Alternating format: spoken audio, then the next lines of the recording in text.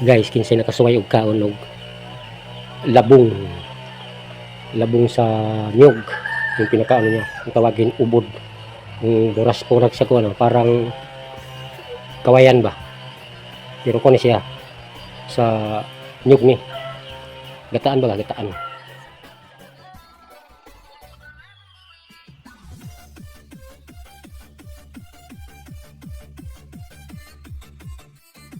Yan guys, umana karon nato ning lapwaan nato ni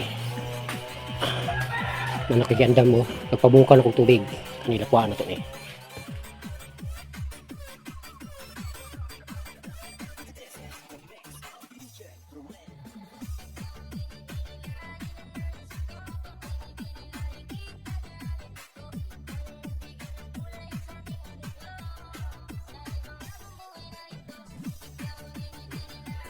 Yan guys, tapos ng kayod, tapos lagyan natin ng mainit tubig para lumabas yung puro gata niya. Yan, habang hinihintay natin yung kumulo yung tubig para sa labong. Yan guys, ibukaw naman atong ibutang ang labong.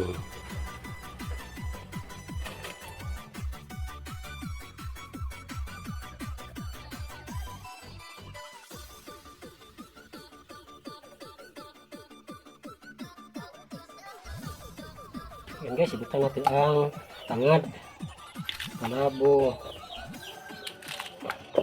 kaluya, ug ahos. Muna yung kuan, sahog panakot, sahog, mga lamas. Tapos ilagay natin yung labong sa niyog or ubod kung tawagin sa amin.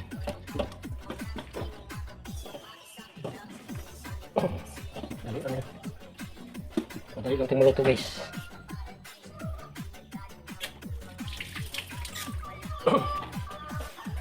Ngayon, piglain natin ang gata.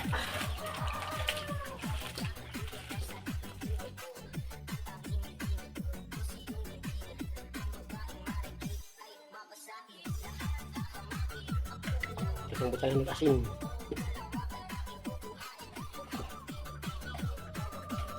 Yan, asin. Tapos bitchin. Pag malapit na maluto, saka tikman kung sakto lang yung lasa. Tapos ang salang.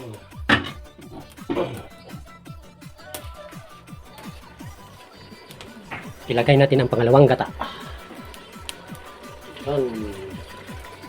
Tapos lagyan natin ng pako para may green ang ating gulay. Tapos lagyan natin ng aswete para may kulay ang ating gulay.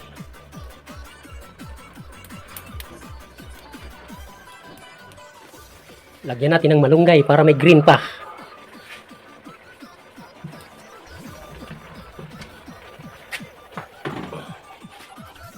Yan.